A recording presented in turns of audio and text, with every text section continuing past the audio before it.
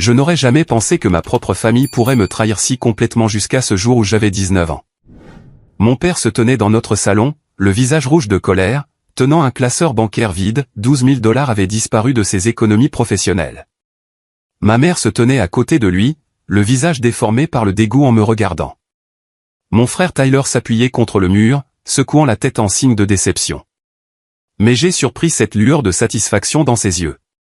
Mes supplications désespérées d'innocence sont tombées dans l'oreille d'un sourd alors que mes parents annonçaient leur décision. Ils m'envoyaient dans un centre de réadaptation comportementale. Pas la prison, disait-il, parce qu'ils m'aimaient encore, mais j'avais besoin d'être réparé. La trahison me coupa plus profondément que toute autre douleur que j'avais jamais connue. Notre famille de classe moyenne semblait normale pour quiconque la regardait de l'extérieur. Nous vivions dans une confortable maison de 4 chambres dans la banlieue de Cleveland, en Ohio, où mon père, Frank, avait gravi les échelons jusqu'à devenir directeur d'agence à la succursale locale de Midwest Savings & Loan. Papa était strict mais juste, un homme qui valorisait l'honnêteté et la responsabilité par-dessus tout. Il nous disait souvent, « Votre réputation met des années à se construire et quelques secondes à se détruire. » Je prenais ces mots à cœur. Maman, Diane, travaillait à temps partiel comme réceptionniste dans un cabinet dentaire, mais sa vraie passion semblait être mon frère aîné, Tyler. Depuis que nous étions enfants, il était clair qui était son préféré. Quand Tyler obtenait des B et des C à l'école, elle célébrait son approche équilibrée de l'éducation. Quand j'obtenais que des A, elle me mettait en garde contre le surmenage. Quand Tyler a intégré l'équipe de baseball junior en tant que remplaçant, elle a assisté à chaque match avec un t-shirt personnalisé. Quand j'ai remporté le concours scientifique de l'État, elle était trop fatiguée pour assister à la cérémonie. Tyler avait 22 ans, charismatique et beau, avec un sourire facile qui charmait tout le monde autour de lui. Mais derrière ce sourire, j'entrevoyais parfois quelque chose de plus sombre. Du ressentiment vacillait dans ses yeux chaque fois que papa parlait de responsabilité ou de planification pour l'avenir. Tyler maîtrisait l'art de dire aux gens ce qu'ils voulaient entendre, surtout notre mère. Depuis 5 ans, papa économisait pour lancer sa propre entreprise de conseil financier. Financial Freedom Advisor, disait-il en dessinant des logos sur des serviettes au dîner, pour aider les gens ordinaires à se constituer un patrimoine. Il avait mis de côté près de 40 000 $ jusqu'à présent, tenant des registres méticuleux dans un grand livre bleu qu'il mettait à jour chaque dimanche soir. Les choses dans notre famille étaient devenues plus tendues au cours des 6 derniers mois, depuis que Tyler avait abandonné l'université d'État. L'université n'est pas pour tout le monde, avait-il annoncé au dîner. J'ai besoin de me trouver. Papa avait repoussé son assiette, muet de déception. Maman était intervenue immédiatement. Tyler a toujours été un penseur indépendant. Cela montre du courage. J'ai vu le fossé se creuser entre mes parents. Papa travaillait plus longtemps. Maman défendait la paresse croissante de Tyler. Tyler passait la plupart de ses journées à dormir jusqu'à midi, puis disparaissait jusqu'à tard dans la nuit avec des amis que papa appelait des « fauteurs de troubles ». Pendant ce temps, je travaillais à temps partiel au centre de support technique du campus tout en fréquentant le Community College. Je pensais intégrer une université de 4 ans une fois que j'aurais économisé assez d'argent. Je ne voulais pas être un fardeau pour papa pendant qu'il construisait son rêve. Chaque dimanche, j'ajoutais une petite somme à mon compte d'épargne, inspiré par l'exemple de papa.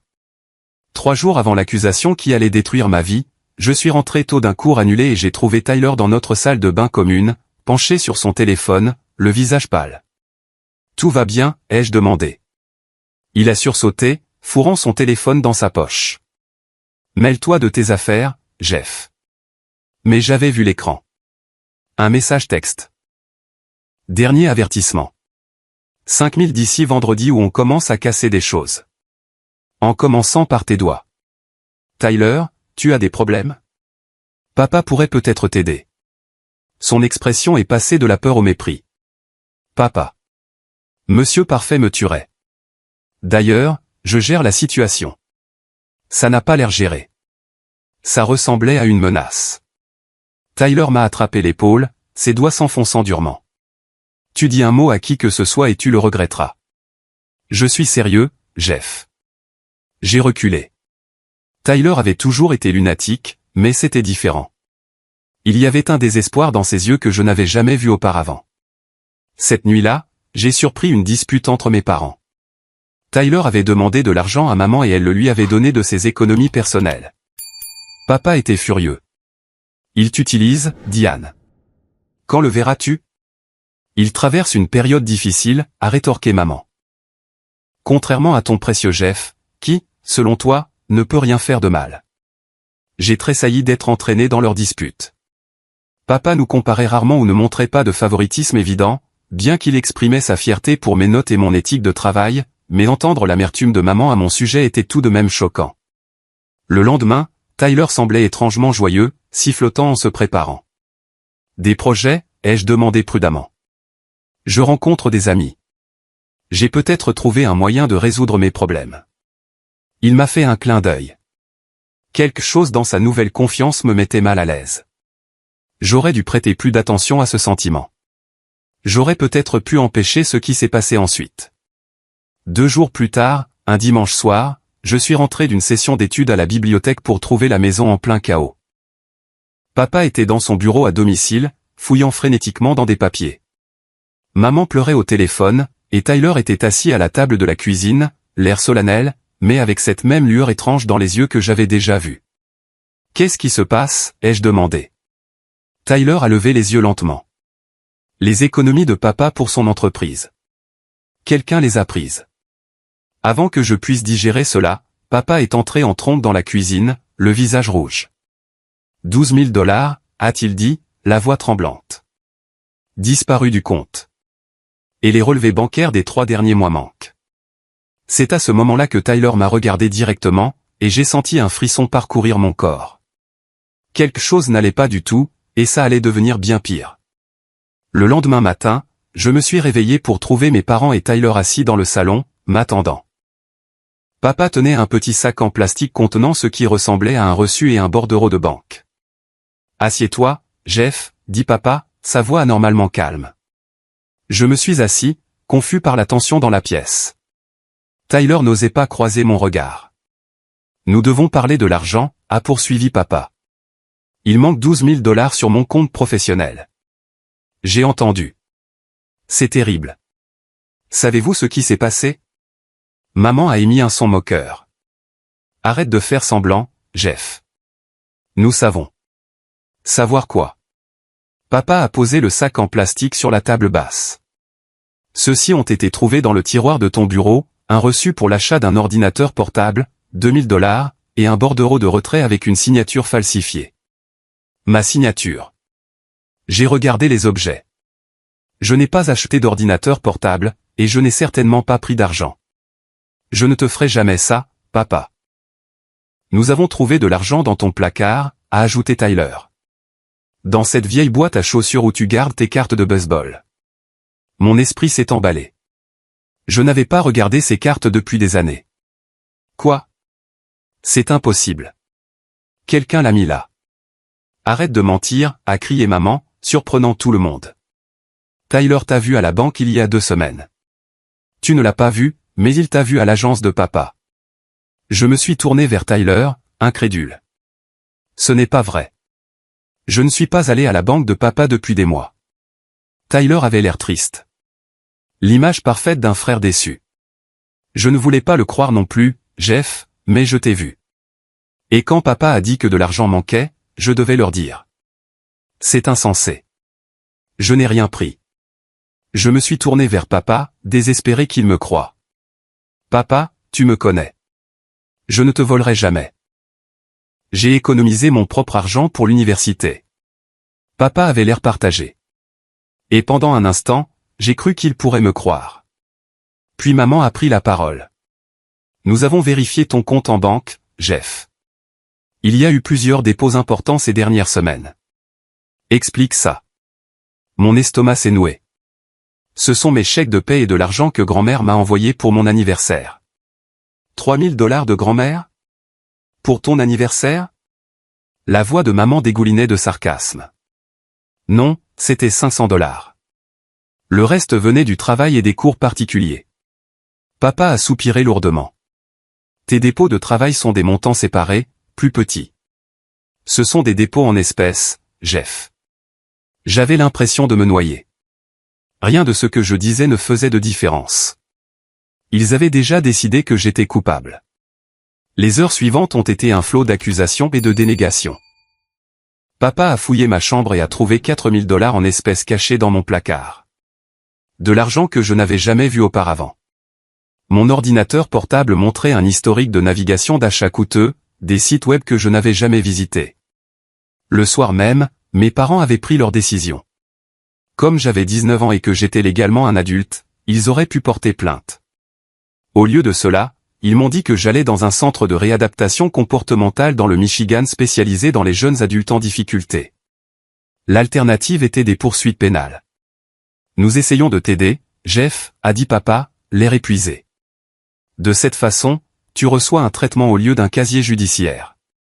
Un traitement pour quelque chose que je n'ai pas fait, ai-je répondu, la voix creuse. Cette nuit-là, j'ai appelé ma petite amie, Amanda. Nous sortions ensemble depuis presque 1 an, et si quelqu'un devait me croire, c'était bien elle.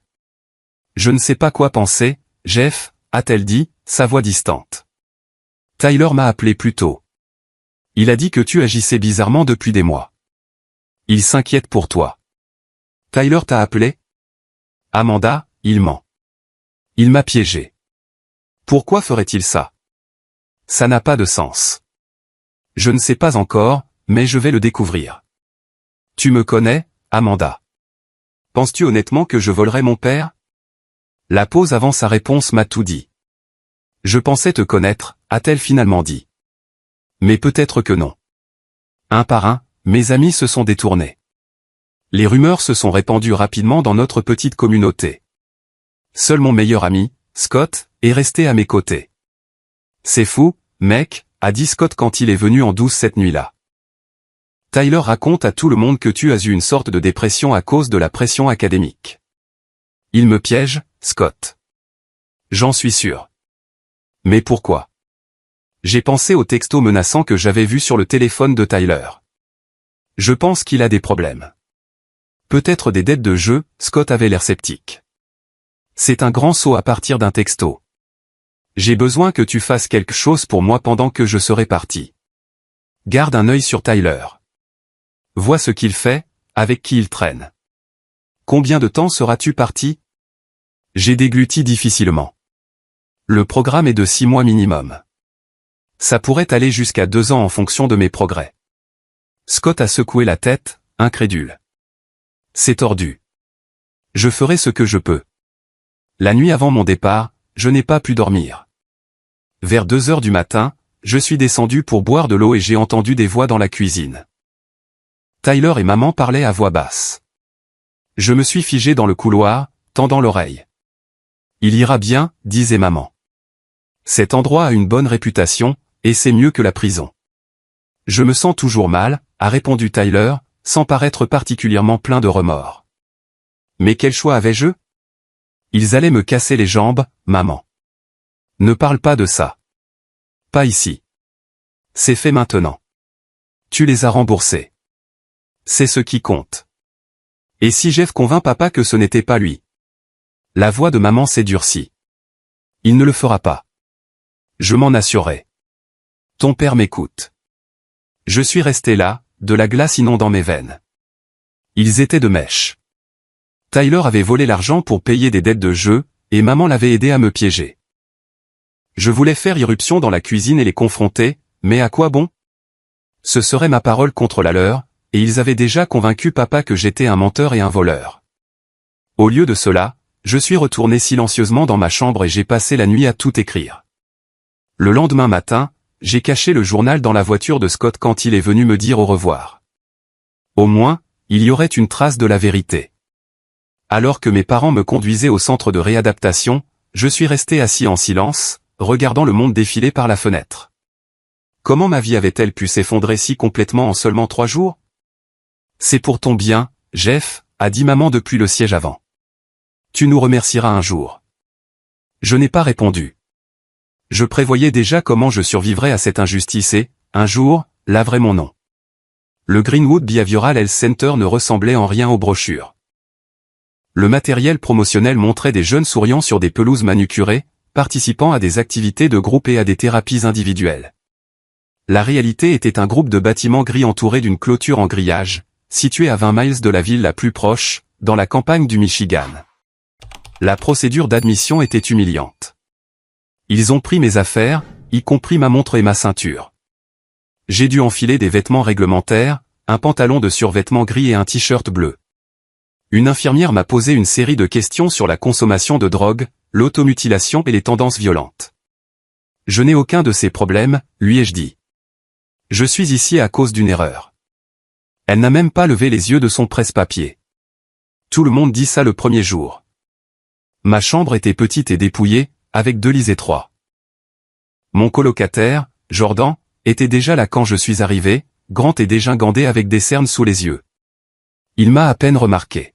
« Pourquoi t'es là ?» a-t-il demandé plus tard dans la nuit. Je n'ai rien fait. Mon frère a volé de l'argent et m'a piégé. Jordan a ri sans humour. Le déni classique. J'ai dit la même chose ma première semaine. J'ai blâmé tout le monde sauf moi-même. Ce n'est pas du déni. C'est la vérité. Il a haussé les épaules. Vérité, mensonge. Ici, ça n'a pas d'importance. Dis ce qu'ils veulent t'entendre si tu veux sortir plus vite. C'était ma première leçon à Greenwood. La vérité n'avait aucune valeur ici. Tout le programme était basé sur la supposition que nous étions tous des menteurs, des manipulateurs et des voleurs qui devaient être brisés et reconstruits. La thérapie de groupe était le pire. 8 d'entre nous assis en cercle sous l'œil vigilant du docteur Winters, une femme mince aux cheveux gris acier et aux yeux perçants. L'aveu est la première étape de la guérison, disait-elle. Vous ne pouvez pas guérir tant que vous n'avez pas reconnu vos torts. Un par un, les autres confessaient leurs péchés. Trafic de drogue, vol, fraude, violence. Quand mon tour venait, je disais simplement, je n'ai pas fait ce dont on m'accuse. Le docteur Winters prenait une note sur son bloc. Toujours dans le déni. Nous y arriverons, Jeff. Après 3 semaines de cela, j'ai été assigné à une thérapie individuelle avec le docteur Marshall, un conseiller plus jeune aux yeux bienveillants et à l'attitude plus accessible. Parle-moi de ta famille, a-t-il dit lors de notre première séance. J'ai hésité, puis j'ai décidé de tout lui raconter, le favoritisme envers Tyler, le texto menaçant, la conversation que j'avais surprise entre lui et maman. Le docteur Marshall a écouté sans m'interrompre. Quand j'ai eu fini, il a dit, c'est toute une histoire. Ce n'est pas une histoire. C'est ce qui s'est passé. Jeff, je fais ce métier depuis longtemps. La désignation d'un bouc émissaire familial est réelle, mais piéger quelqu'un pour vol est extrême. Est-il possible que vous vous souveniez mal de certains détails? Non. Je sais ce que j'ai entendu. Il m'a étudié un instant. Je vais vous proposer un marché. Je ne vous pousserai pas à admettre quelque chose si vous travaillez avec moi sur d'autres problèmes. Gestion de la colère, technique d'adaptation, des choses qui vous aideront, peu importe comment vous avez atterri ici. Ce n'était pas grand-chose, mais c'était la première fois que quelqu'un à Greenwood m'offrait quelque chose qui ressemblait à du respect. J'ai accepté. Pendant ce temps, mon contact avec ma famille était limité à des appels téléphoniques hebdomadaires et à des visites mensuelles. Maman appelait religieusement, sa voix dégoulinant d'une fausse inquiétude. Les thérapeutes disent que tu es toujours dans le déni, Jeff. Pourquoi ne peux-tu pas simplement admettre ce que tu as fait pour pouvoir aller mieux? Papa parlait rarement pendant ses appels. Quand il le faisait, il semblait fatigué et distant.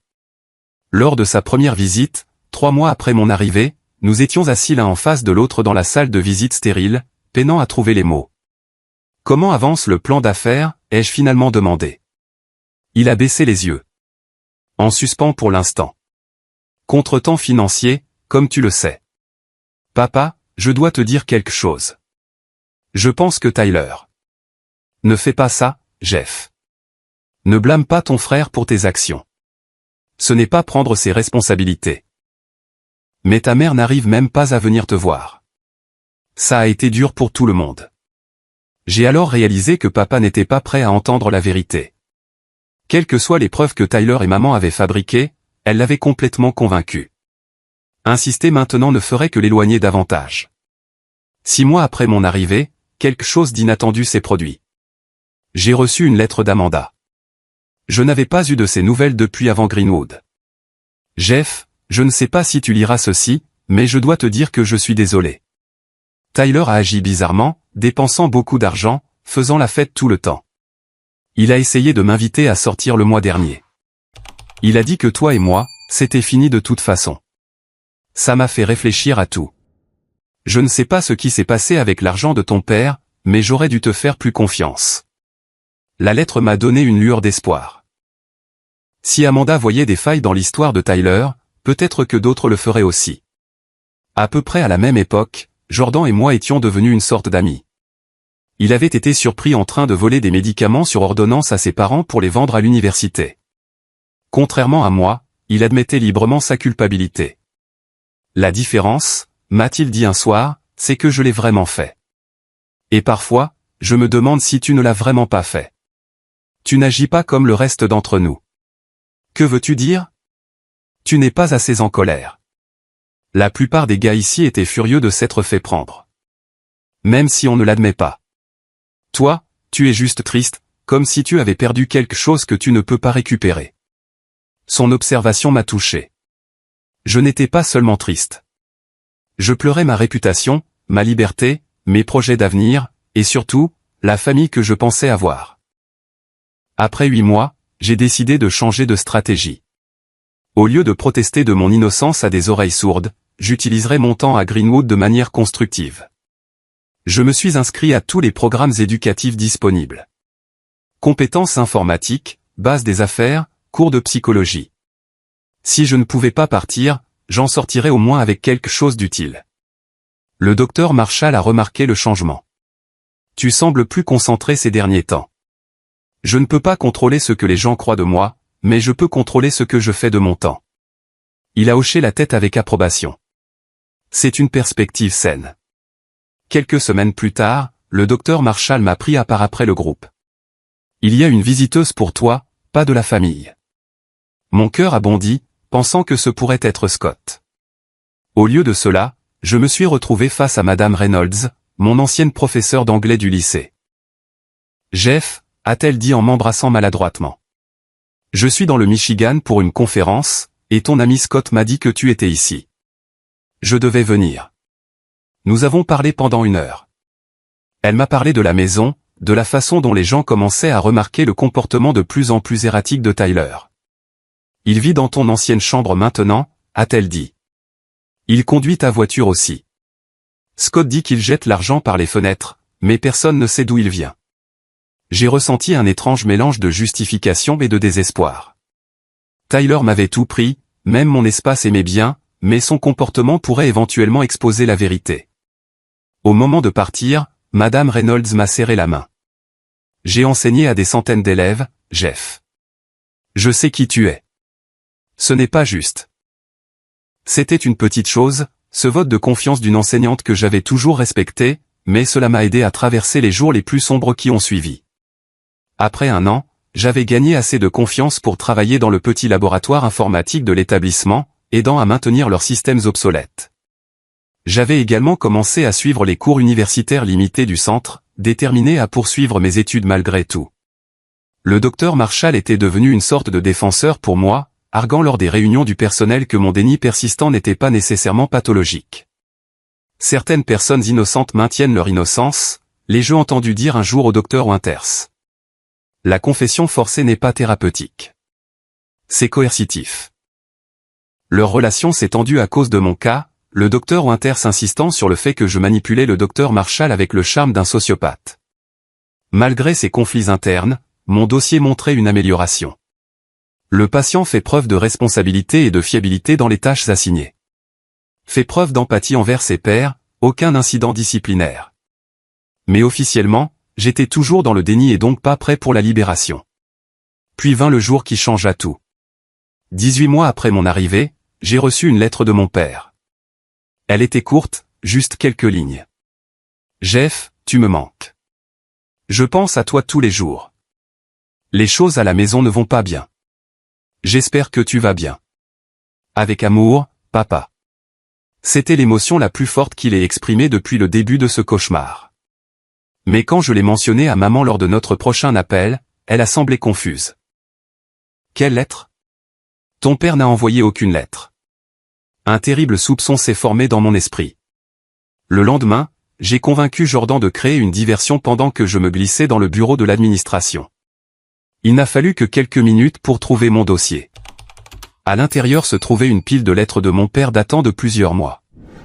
Des lettres pleines de questions, de doutes sur ma culpabilité et de soupçons croissants à l'égard de Tyler. Des lettres que je n'avais jamais reçues. Quelqu'un avait intercepté mon courrier. Et il n'y avait qu'une seule personne avec à la fois le motif et l'opportunité. Ma mère, qui s'était portée volontaire pour gérer toute la communication avec l'établissement. J'ai tout remis en place soigneusement et je suis parti, mon esprit en ébullition. La vérité commençait enfin à émerger, mais j'étais toujours piégé. Et maintenant, je savais que ma mère irait jusqu'à des extrémités extraordinaires pour me garder ici. Après avoir découvert les lettres interceptées, je savais que je ne pouvais compter sur personne d'autre pour régler ma situation. Si je voulais récupérer ma vie, je devais me préparer. J'ai décidé d'utiliser les ressources de Greenwood pour acquérir les compétences et la force dont j'aurais besoin une fois libéré. Le laboratoire informatique est devenu mon sanctuaire. Les machines étaient obsolètes, mais elles suffisaient pour apprendre les bases de la programmation et de la conception web. Monsieur Talbot, le bénévole âgé qui supervisait le laboratoire, a reconnu mes aptitudes et a apporté des manuels de ses anciennes années d'enseignement. Vous avez un don pour ça, m'a-t-il dit après que j'ai aidé à récupérer des fichiers d'un système en panne. Ne le gaspillez pas, Jordan et moi avions noué une solide amitié à ce moment-là. Il se préparait à être libéré et avait été affecté à la cuisine où il apprenait des compétences culinaires. 2 autres résidents, Marcus et Dion, se sont joints à notre petit groupe. Marcus était là pour fraude sur ordonnance, Dion pour vol de voiture. Tous 2 avaient avoué leur crime et approchaient de la fin de leur programme. J'ai fait ce que j'ai fait, m'a dit Dion un soir. Mais ce qui t'est arrivé, c'est tordu. C'est pour ça que le système est cassé. Ces amitiés m'ont sauvé de l'isolement qui aurait pu briser mon esprit. Nous étudions ensemble, partagions nos repas et parlions de nos projets pour l'avenir. Ils ont cru à mon histoire quand personne d'autre ne le voulait. Le docteur Marshall a continué d'être mon plus grand allié parmi le personnel. Bien qu'il n'ait jamais explicitement déclaré qu'il croyait en mon innocence, il m'a aidé à gérer mes sentiments sans exiger de confession. La colère que vous ressentez est naturelle, a-t-il dit lors d'une séance. Mais la façon dont vous la canaliserez définira votre avenir. J'essaie de ne pas la laisser me consumer, ai-je admis. Certains jours sont plus difficiles que d'autres. Qu'est-ce qui aide ces jours-là? J'y ai réfléchi. Apprendre, planifier, me concentrer sur qui je veux être quand tout ça sera terminé. Il a hoché la tête avec approbation. C'est remarquablement sain, Jeff. Le docteur Marshall m'a également donné des livres sur la psychologie, la littératie financière et la philosophie qui ne se trouvaient pas dans la bibliothèque limitée de l'établissement. Ceux-ci sont devenus mes compagnons de nuit, élargissant ma compréhension du comportement humain et des motivations. J'ai commencé à voir la dynamique de ma famille avec des yeux plus clairs. Le favoritisme de maman envers Tyler n'était pas seulement ennuyeux, il était pathologique. La manipulation de Tyler n'était pas seulement de l'égoïsme. C'était une exploitation calculée des liens familiaux. Même l'aveuglement de papa face à ces dynamiques révélait ses propres tendances à l'évitement. Comprendre n'excusait pas leurs actions, mais cela m'a aidé à contextualiser ce qui s'était passé. Ce n'était pas seulement une question de 12 000 $. C'était une question de schémas familiaux qui s'étaient construits pendant des années. Le contact avec ma famille est resté limité et tendu. Les visites de papa ont légèrement augmenté, bien qu'ils soient restés conflictuels et renfermés. Les appels de maman étaient des exercices de manipulation, remplis de culpabilisation et de nouvelles vagues qui ne répondaient jamais tout à fait à mes questions sur la maison. Grâce aux lettres de Scott, qu'il envoyait maintenant directement au docteur Marshall pour s'assurer que je les reçoive, j'ai appris que les choses à la maison s'étaient considérablement détériorées. Papa travaillait plus que jamais. Maman et Tyler dépensaient de l'argent sans compter. Tyler avait pris ma chambre, prétextant que la sienne était trop petite, et conduisait maintenant ma vieille Honda Civic comme si elle avait toujours été la sienne. Il parle de toi comme si tu étais mort, a écrit Scott. Comme si tu n'allais jamais revenir. C'est flippant, mec. Plus troublant encore, Scott a rapporté que Tyler avait tenté de sortir avec Amanda peu de temps après mon envoi. Il a dit à tout le monde que vous aviez rompu avant ton départ. Amanda l'a rembarré sèchement, mais il a continué d'insister jusqu'à ce qu'elle menace d'obtenir une ordonnance restrictive. Cette trahison particulière m'a profondément blessé. Mon propre frère m'avait non seulement volé ma liberté, mais avait essayé de prendre la seule relation qui comptait le plus pour moi. D'autres nouvelles troublantes sont venues par l'intermédiaire de Madame Reynolds, qui venait me voir chaque fois que ses conférences d'enseignants l'amenaient dans le Michigan. Selon elle, Tyler s'était en quelque sorte inséré dans la planification des affaires de papa, affirmant qu'il avait mûri et voulait apprendre le secteur financier. Votre père semble le préparer à devenir son partenaire à votre place, a-t-elle dit tristement. Je pense qu'il essaie de sauver un peu d'espoir pour l'avenir. L'ironie était douloureuse. Tyler, qui avait volé les économies de l'entreprise de papa, se positionnait maintenant pour bénéficier du rêve même qu'il avait retardé. Vers le 18e mois, j'ai eu une visite inattendue. Ma grand-mère, la mère de papa. À 82 ans, grand-mère Ruth avait fait le trajet de 4 heures toute seule, contre la volonté de mes parents. Je sais que quelque chose ne va pas dans tout ça, a-t-elle dit, ses mains tremblant avec l'âge, mais ses yeux aussi vifs que jamais. Franklin est trop fier pour admettre qu'il a peut-être fait une erreur. Et Diane, elle a secoué la tête. Cette femme a toujours eu des favoris. Grand-mère Ruth ne pouvait pas rester longtemps, mais avant de partir, elle a pressé une petite clé dans ma paume. Pour le casier de rangement à ton nom chez Preston S Storage, unité 227. Il y a de l'argent là-dedans et la montre de ton grand-père pour quand tu sortiras. Sa visite m'a donné quelque chose de précieux. La certitude que tout le monde dans ma famille ne m'avait pas abandonné. La révélation la plus choquante est arrivée 19 mois après mon arrivée. Une nouvelle lettre de Scott, encore une fois envoyée par l'intermédiaire du docteur Marshall, contenait des photocopies de relevés bancaires que Scott avait réussi à trouver en aidant papa à organiser le garage. Ceci date des mois juste avant la disparition de l'argent, a écrit Scott. Regarde les retraits. Là, surlignés en jaune, se trouvaient plusieurs retraits du compte professionnel de papa. Tous effectués alors que j'étais manifestement ailleurs. Au travail, à l'école, une fois, même pendant un rendez-vous médical documenté. J'ai montré les copies au docteur Marshall. C'est convaincant, Jeff, a-t-il admis. Les as-tu montrés à ton père? Comment? Maman filtre tout et il parle à peine pendant les visites. Le docteur Marshall a réfléchi. Je pense qu'il est temps que j'ai une conversation professionnelle avec votre père au sujet de votre plan de traitement. 2 semaines plus tard, papa est arrivé pour une visite imprévue. Il avait l'air terrible, avec des cernes sous les yeux et de nouveaux cheveux gris. Le docteur Marshall avait arrangé que nous nous rencontrions dans son bureau plutôt que dans la zone des visites. Le docteur Marshall dit que vous avez fait d'excellents progrès, a dit papa, guindé. Il pense que vous pourriez être prêt pour la libération bientôt.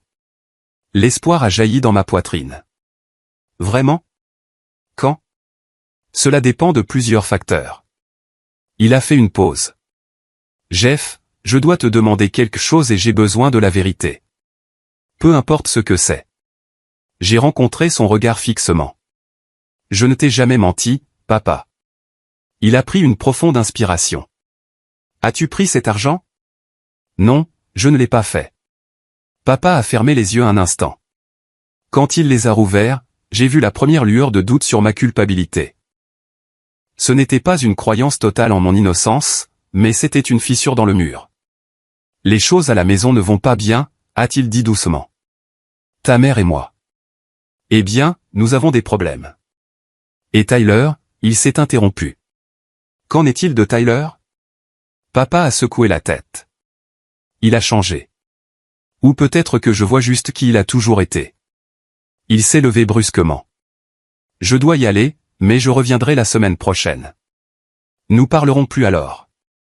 Alors qu'il partait, le docteur Marshall est entré, l'air satisfait. Ça s'est bien passé, a-t-il dit. Il commence à douter, ai-je répondu, osant à peine le croire. Plus que commencer, je dirais. J'ai longuement parlé avec lui avant votre rencontre. Je lui ai montré certaines des incohérences dans votre cas. C'est un homme rationnel, Jeff. Donnez-lui le temps de traiter l'information. Pour la première fois en près de 2 ans, je me suis permis de ressentir un véritable espoir. La vérité se frayait un chemin vers la surface. Une petite révélation à la fois. Le mois suivant s'est écoulé dans un tourbillon d'anticipation et d'anxiété. J'ai continué ma routine, excellant dans les cours d'informatique et aidant même à enseigner les compétences de base aux nouveaux résidents. J'ai compilé toutes les preuves que j'avais recueillies, les organisant méticuleusement avec l'aide de Jordan. Tu devrais devenir détective, a-t-il plaisanté alors que nous arrangions la chronologie des événements. Ou avocat. Je veux juste récupérer ma vie, lui ai-je dit. Et je veux que Tyler subisse les conséquences pour une fois. Alors que ma libération potentielle approchait, j'ai commencé à planifier la vie après Greenwood. Le docteur Marshall m'a aidé à postuler pour des cours au Community College et à contacter des foyers de transition où je pourrais rester jusqu'à ce que je me remette sur pied. Et rentrer à la maison, a-t-il demandé lors d'une de ces sessions de planification. J'ai secoué la tête. Je ne peux pas revivre avec eux. Pas après tout ce qui s'est passé. Votre père semble vouloir faire amende honorable. Peut-être, mais ma mère et Tyler sont toujours là. J'ai besoin d'un nouveau départ. Le docteur Marshall a hoché la tête, compréhensif. C'est votre décision. Ne fermez simplement pas les portes de façon permanente à cause de la douleur actuelle. 23 mois après mon arrivée à Greenwood, près de 2 années complètes de ma vie envolée, j'ai reçu la nouvelle que j'attendais. Le conseil de révision de l'établissement avait approuvé ma libération, prévue pour le mois suivant. La même semaine, j'ai reçu une dernière information dévastatrice. Une lettre de Scott contenant une bombe. Tyler n'avait pas seulement volé 12 000 $. Selon des documents financiers que Scott avait entrevus en faisant des travaux de jardinage pour mes parents, Tyler vidait systématiquement les comptes de papa depuis des mois. Le total s'élevait maintenant à plus de 50 000 $, peut-être plus.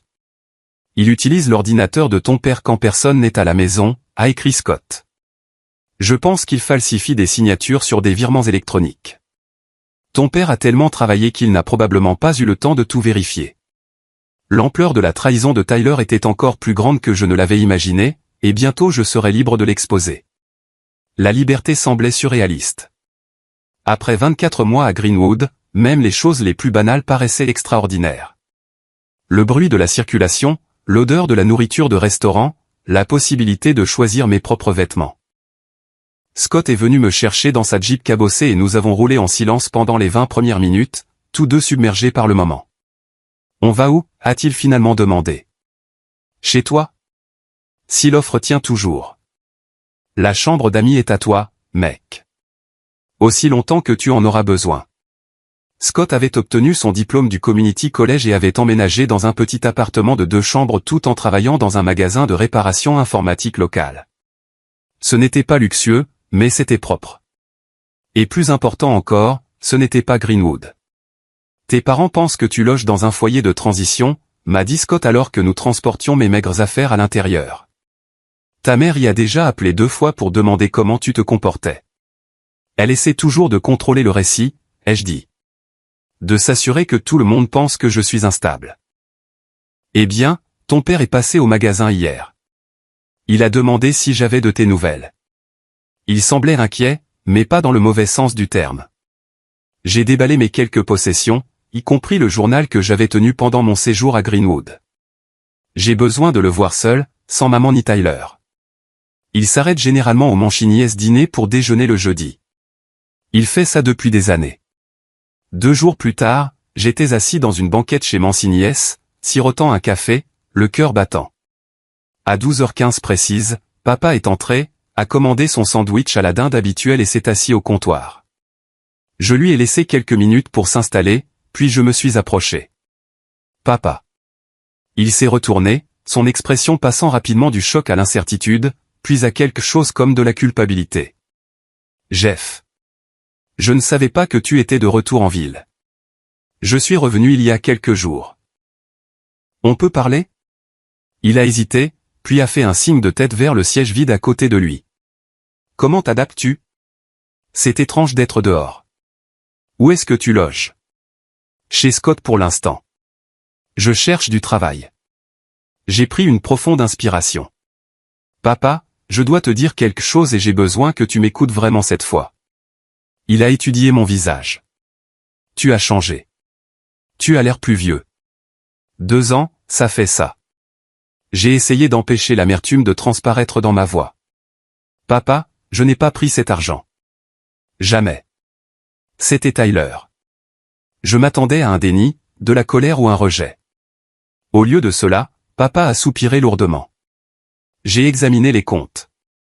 Il y a des anomalies. Mon cœur a bondi. Quel genre d'anomalie?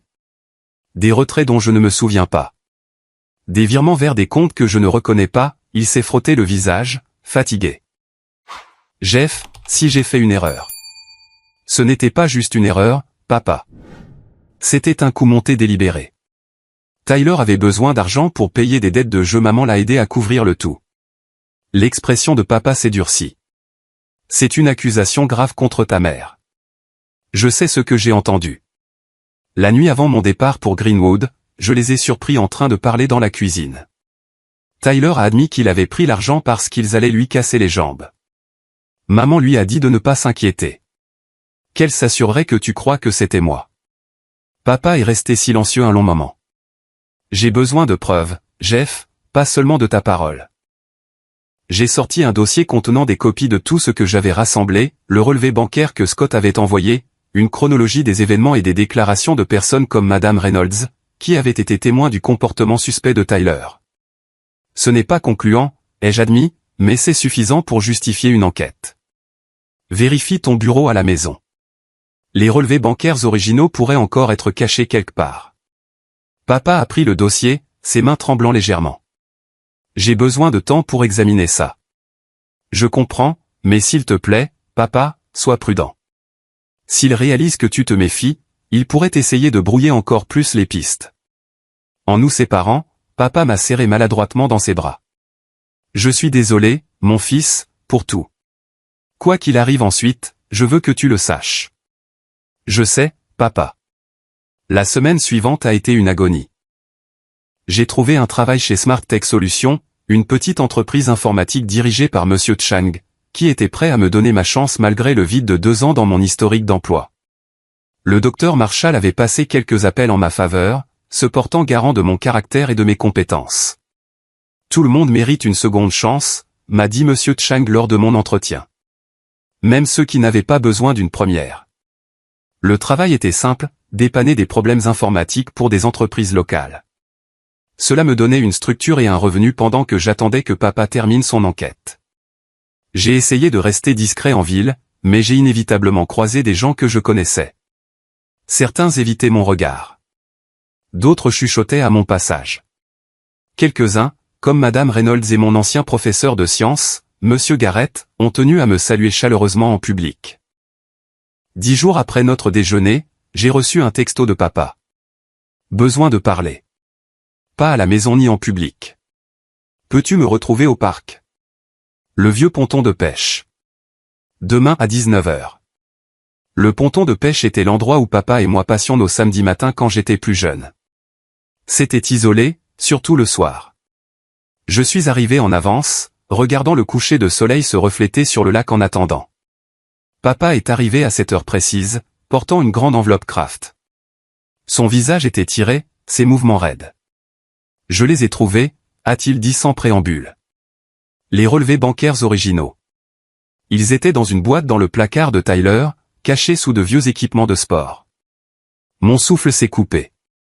Et il montre plusieurs retraits non autorisés, pas seulement les 12 000, mais des montants plus petits avant et des plus importants depuis. Tous avec des signatures falsifiées ou des autorisations électroniques. L'as-tu confronté? Papa s'est assis lourdement sur le banc usé par le temps. Pas encore. Je voulais plus de preuves, alors j'ai installé un enregistreur de frappe sur mon ordinateur à la maison.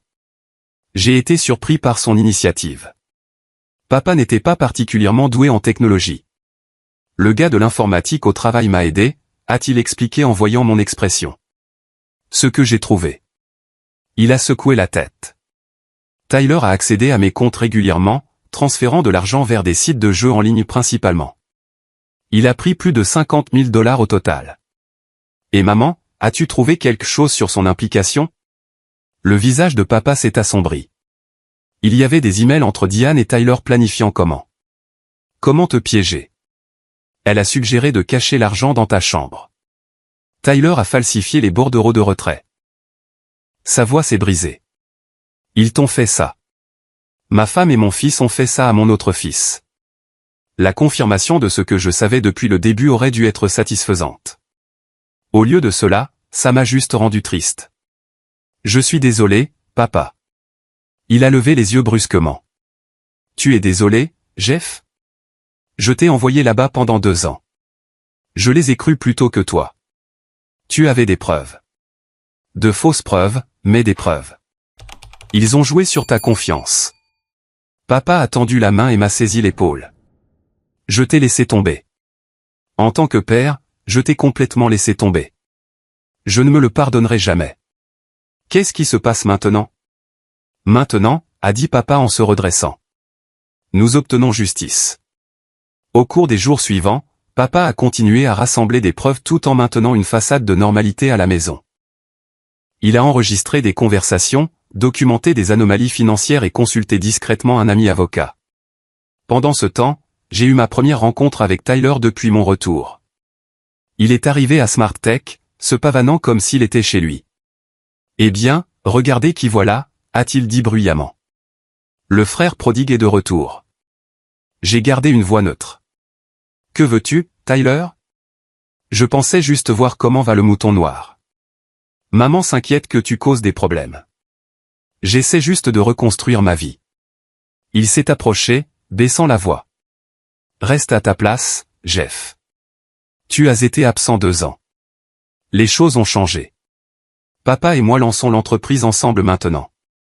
Tant mieux pour toi. Je le pense. Ne fais pas de vagues. Tu ne gagneras pas, il a souri. Mais ses yeux étaient froids. Personne ne croirait un malade mental plutôt que le bon fils, de toute façon. Il m'a fallu toute ma maîtrise de soi pour ne pas réagir. C'est tout? Le sourire de Tyler a légèrement vacillé devant mon calme. Pour l'instant. Souviens-toi juste de ce que j'ai dit. Après son départ, j'ai appelé papa. Tyler vient de passer à mon travail. Il est nerveux. Bien, a répondu papa d'un ton sombre. Il devrait l'être. Ce week-end-là, grâce à Scott, j'ai repris contact avec Amanda. Nous nous sommes retrouvés dans un café tranquille en périphérie de la ville. Tu as l'air bien, a-t-elle dit en étudiant mon visage. Différent, mais bien. 2 ans, ça change une personne. Jeff, je suis tellement désolé pour tout. D'avoir douté de toi. J'ai secoué la tête. C'est bon. Les preuves étaient convaincantes. N'empêche. J'aurais dû faire confiance à ce que je savais de toi. Elle a hésité. Tyler a essayé de. Enfin, il m'a invité à sortir quelques semaines après ton départ. Il a dit que toi et moi, c'était fini de toute façon. J'ai entendu. Scott me l'a dit. Je lui ai dit d'aller au diable. Il ne l'a pas bien pris.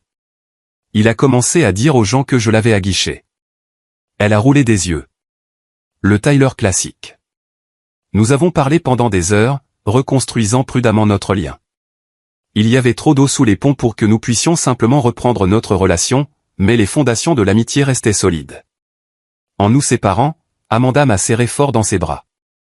Je suis contente que tu sois rentré, Jeff. Vraiment contente. Les morceaux de mon ancienne vie se remettaient lentement en place, bien que dans une nouvelle configuration. Des amis qui se reconnectent. Un travail avec du potentiel. Même la possibilité de continuer mes études, le Community College ayant accepté ma candidature pour le semestre de printemps. Il ne restait plus qu'à résoudre la situation familiale une bonne fois pour toutes. Papa a convoqué une réunion de famille pour le dimanche soir. Il ne m'a pas dit le plan exact, mais m'a demandé d'être disponible par téléphone. Je ne veux pas que tu sois là au début, a-t-il expliqué. J'ai besoin de gérer ça à ma façon. J'ai accepté, bien qu'à contre-cœur. Ce soir-là, j'étais assis dans l'appartement de Scott, le téléphone à la main, attendant des nouvelles. L'appel est arrivé à 21h37. Jeff, a dit papa, sa voix épaisse. J'ai besoin que tu viennes à la maison maintenant. Qu'est-ce qui s'est passé? Tout. Il a fait une pause. Tout s'est passé. J'ai conduit jusqu'à la maison de mes parents avec un sentiment d'irréalité. Pendant 2 ans, j'avais imaginé ce moment, la vérité éclatant enfin. Maintenant que ça arrivait, je me sentais étrangement calme. La maison était illuminée comme pour Noël, toutes les lumières allumées. Papa m'a accueilli à la porte, le visage hagard mais résolu. Ils sont dans le salon, a-t-il dit doucement. C'est grave, Jeff. Pire que ce que nous pensions. Je l'ai suivi à l'intérieur. Le salon ressemblait au passage d'une tornade. Des papiers éparpillés sur la table basse. Maman assise raidement sur le canapé, son visage un masque de défi. Tyler affalé dans le fauteuil, les yeux rouges d'avoir pleuré. « Jeff », a dit froidement maman. « J'aurais dû savoir que tu étais derrière tout ça. » Derrière quoi? Le fait que la vérité éclate. Papa a posé une main sur mon épaule.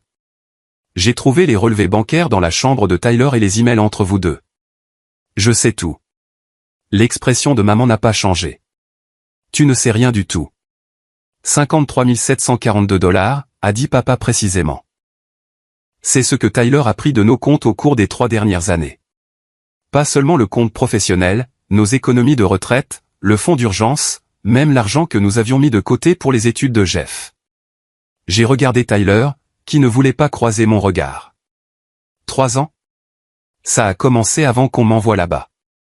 Papa a hoché la tête d'un air sombre. Les 12 000 n'étaient que l'accélération. Tyler avait des dettes de jeu.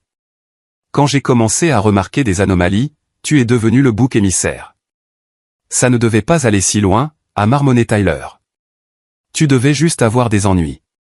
Peut-être être puni, pas envoyé là-bas. C'était l'idée de ta mère, a dit papa, sa voix se durcissant. Elle a suggéré le centre de réadaptation. Elle a dit que ça donnerait une leçon à Jeff tout en te laissant le temps de régler les choses. Je me suis tourné vers maman, cherchant le moindre signe de remords. Il n'y en avait aucun. Pourquoi, ai-je simplement demandé. Pourquoi ferais-tu ça à ton propre fils? Les yeux de maman ont lancé des éclairs. Tyler avait besoin d'aide. Tu t'es toujours bien débrouillé tout seul. Le Golden Boy, le préféré de Frank. Alors tu as détruit 2 ans de ma vie par jalousie? J'ai protégé mon enfant qui avait besoin de moi, a-t-elle lancé. Tu étais assez fort pour le supporter. La logique tordue m'a laissé sans voix. Dans son esprit, elle avait fait le bon choix. Papa est intervenu. Quand je les ai confrontés plus tôt, Tyler s'est effondré, a tout admis. Mais Diane, il a secoué la tête. Elle croit toujours qu'elle n'a rien fait de mal. Tu ne comprends pas ce que c'est, a dit Tyler, me regardant enfin. Le jeu. Ça commence petit et puis ça prend le dessus. Je n'arrêtais pas de penser qu'un gros gain réglerait tout. Alors tu m'as sacrifié à la place. J'étais désespéré. Il me menaçait. De vraies menaces, Jeff. Des gens dangereux. Et ça justifie de me piéger, de me faire enfermer? Tyler n'avait pas de réponse. Papa a pris un dossier sur la table basse. J'ai tout documenté. Les signatures falsifiées, les virements non autorisés, les fausses preuves contre Jeff.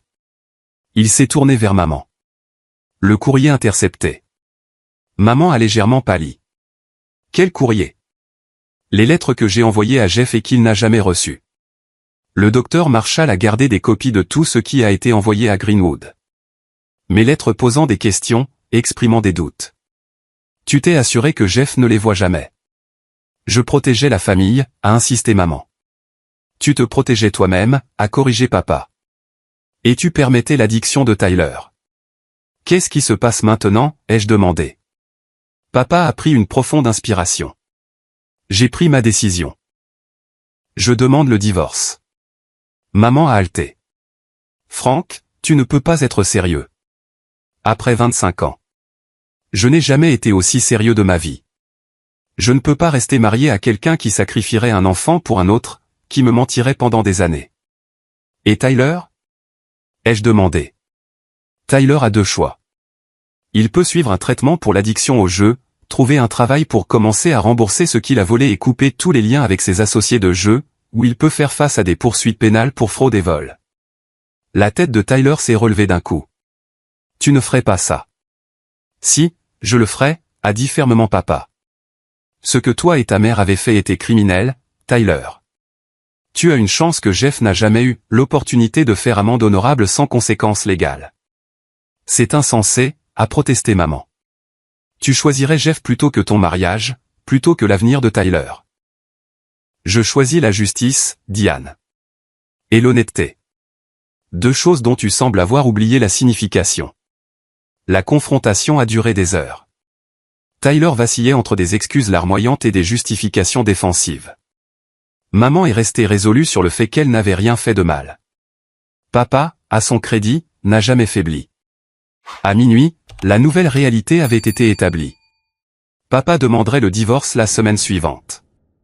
Tyler entrerait dans un programme de traitement résidentiel pour l'addiction aux jeux, puis emménagerait avec son ami Kevin pendant qu'il travaillerait pour rembourser ce qu'il avait volé. Maman resterait chez sa sœur jusqu'à ce qu'elle trouve son propre logement.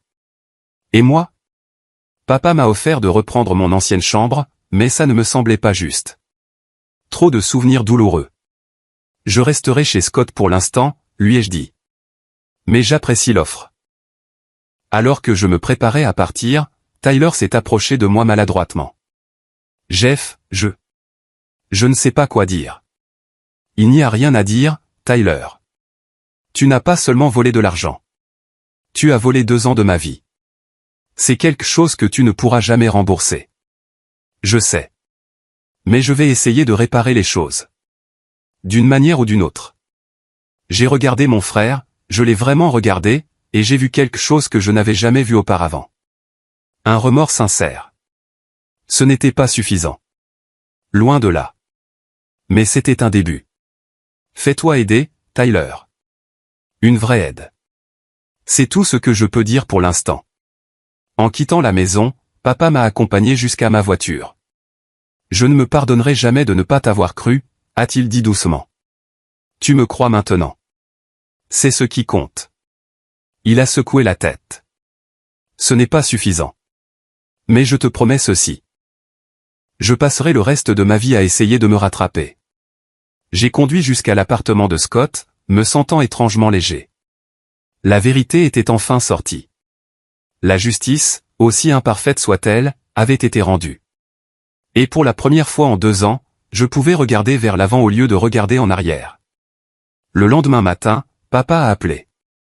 C'est fait, a-t-il dit. J'ai déposé les papiers du divorce. Tyler est admis au Gateway Treatment Center cet après-midi, et j'ai ouvert un nouveau compte pour toi pour remplacer ce qui aurait dû être ton fonds d'études. Papa, tu n'as pas à faire ça. Si, je le dois. Ce n'est pas de la charité, Jeff. C'est une restitution. S'il te plaît, accepte-le. J'ai accepté, reconnaissant qu'il avait besoin de faire cela autant que j'avais besoin du soutien. Au cours des semaines suivantes, la nouvelle de ce qui s'était passé s'est répandue dans notre communauté. Certaines personnes se sont excusées d'avoir cru le pire de moi. D'autres m'ont évité, gênés par leurs suppositions. Quelques-uns, comme les parents d'Amanda, ont tenu à m'inviter à dîner, une démonstration publique de soutien qui signifiait plus qu'ils ne le savaient. Le docteur Marshall est descendu du Michigan pour vérifier mon adaptation. Au déjeuner, il a partagé quelque chose qui m'a aidé à comprendre la situation dans son ensemble. Les systèmes familiaux désignent souvent le membre le plus sain comme bouc émissaire, a-t-il expliqué. Celui qui est assez fort pour porter le fardeau du dysfonctionnement des autres. Ce n'est jamais juste, mais ça arrive parce que cette personne peut y survivre. J'ai failli ne pas y survivre, ai-je admis. Mais tu l'as fait. Et cette résilience te servira pour le reste de ta vie. Alors que l'automne laissait place à l'hiver, je me suis installé dans ma nouvelle réalité. Travaillant chez Smart Tech, suivant des cours du soir, reconstruisant des relations. Papa et moi dînions ensemble tous les dimanches, réparant lentement notre lien.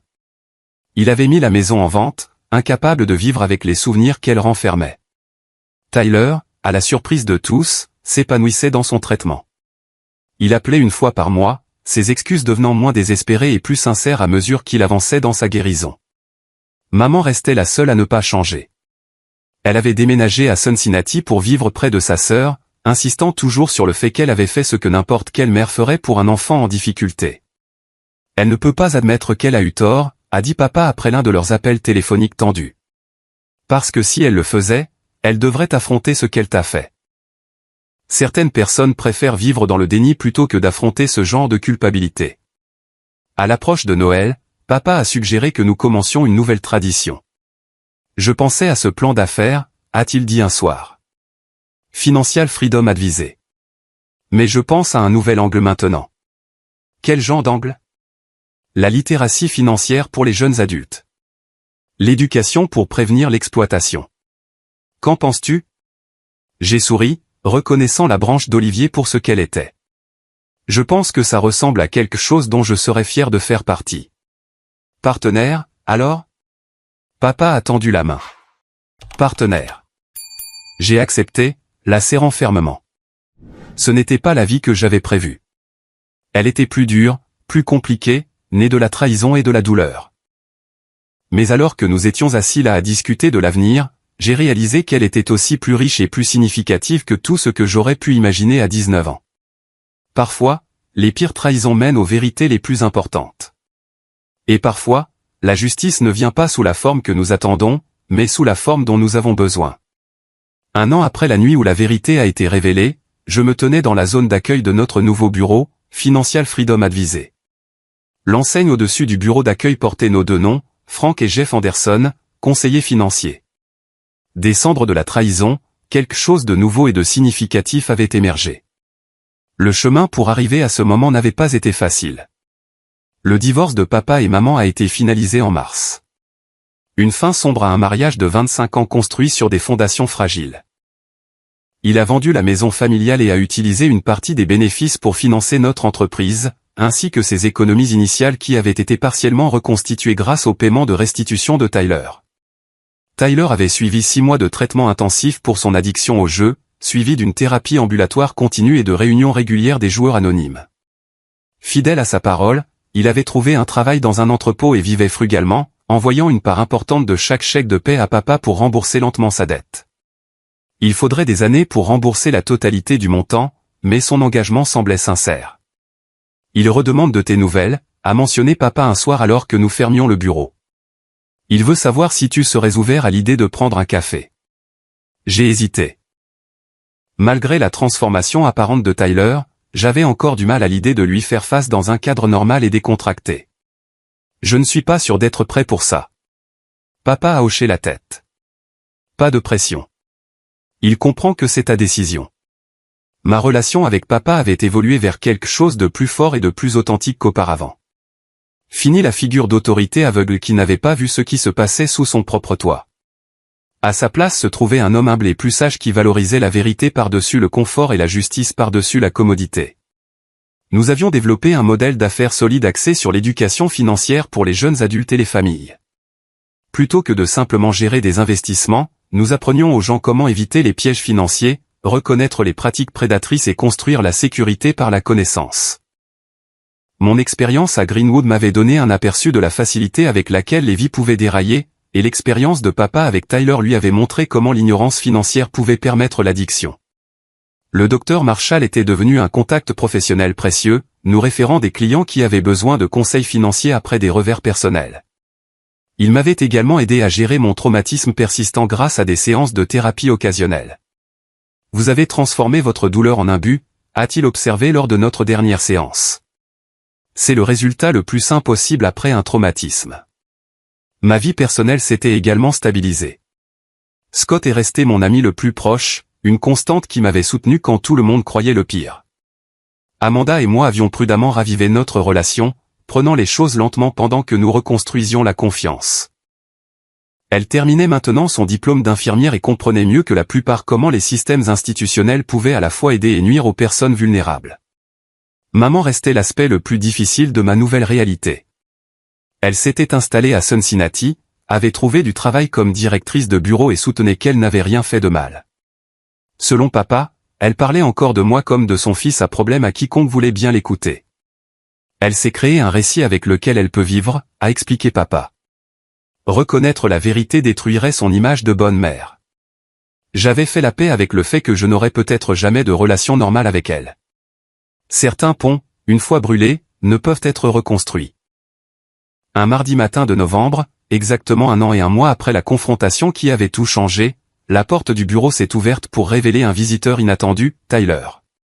Il avait l'air différent, plus mince, plus sobre, avec une maturité dans les yeux qui n'était pas là avant. Il portait un petit sac cadeau et se tenait maladroitement dans l'embrasure de la porte. J'aurais dû appeler avant, a-t-il dit en voyant mon expression. Je peux partir si ce n'est pas le bon moment. Papa est sorti de son bureau. Tyler, c'est une surprise. Je voulais juste déposer ça, a dit Tyler, en posant le sac cadeau sur le bureau de la réception. C'est mon jeton d'1 an de sobriété des JA. J'ai pensé qu'il pourrait peut-être aller sur le mur ici. Comme un rappel. Le geste était étonnamment touchant. Tyler ne demandait pas le pardon ni n'essayait de minimiser ce qu'il avait fait. Il reconnaissait simplement sa guérison continue comme faisant partie de notre histoire commune. Merci, ai-je dit, retrouvant ma voix. Ça signifie quelque chose. Tyler a hoché la tête, puis s'est retourné pour partir. Attends, me suis-je entendu dire. Tu as le temps pour un café? La conversation qui a suivi a été l'une des plus difficiles et des plus importantes de ma vie. Nous nous sommes assis dans le café d'un accent grave côté, 2 frères avec un océan de douleur entre nous, essayant de trouver un moyen d'avancer. Je pense à ce que je t'ai fait tous les jours, a dit Tyler, fixant sa tasse. En traitement, il vous oblige à prendre l'entière responsabilité. Pas d'excuses, pas de justification. Et prends-tu l'entière responsabilité? Il a rencontré mes yeux directement. Oui. J'ai volé l'argent de papa. Je t'ai piégé quand je me suis fait prendre. Je t'ai laissé porter le chapeau pour mon addiction. J'ai ruiné 2 ans de ta vie que tu ne pourras jamais récupérer. Et j'ai tout fait pour me protéger. L'aveu direct était plus curatif que n'importe quelle excuse élaborée aurait pu l'être. Pourquoi maman t'a-t-elle aidé? Ai-je demandé. La question qui m'avait hanté pendant des années. Tyler a soupiré. Elle m'a toujours vu comme le plus vulnérable. Depuis qu'on est gamin, chaque fois que je faisais une bêtise, elle se précipitait pour arranger les choses. C'est devenu notre schéma. Quand je lui ai parlé des dettes de jeu, des menaces, elle est passée en mode protection totale. En me sacrifiant. Dans sa logique tordue, tu étais plus fort. Tu pouvais le supporter. Il a secoué la tête. C'est malsain. Je le sais maintenant. Mais à l'époque, nous nous sommes convaincus que c'était juste temporaire.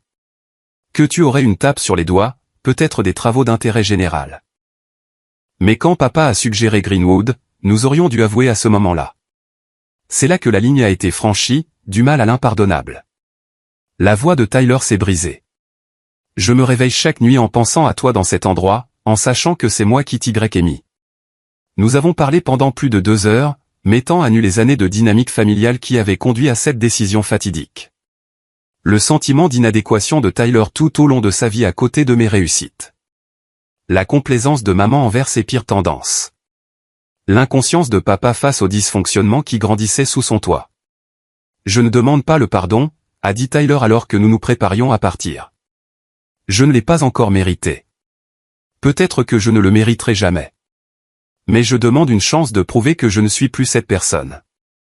J'ai examiné ses paroles attentivement. Je ne peux pas promettre le pardon, mais je peux promettre de rester ouvert à la possibilité d'une nouvelle relation, une relation basée sur la vérité cette fois. C'était un petit pas, mais un pas important. Non pas pour le bien de Tyler, mais pour ma propre guérison. Les semaines suivantes ont apporté d'autres développements positifs. Notre entreprise a continué de croître, avec un accent particulier sur l'aide aux jeunes adultes pour éviter l'exploitation financière. J'avais développé un atelier spécifiquement pour les étudiants universitaires sur la reconnaissance des pratiques de prêt prédatrices et les signes avant-coureurs de l'addiction au jeu.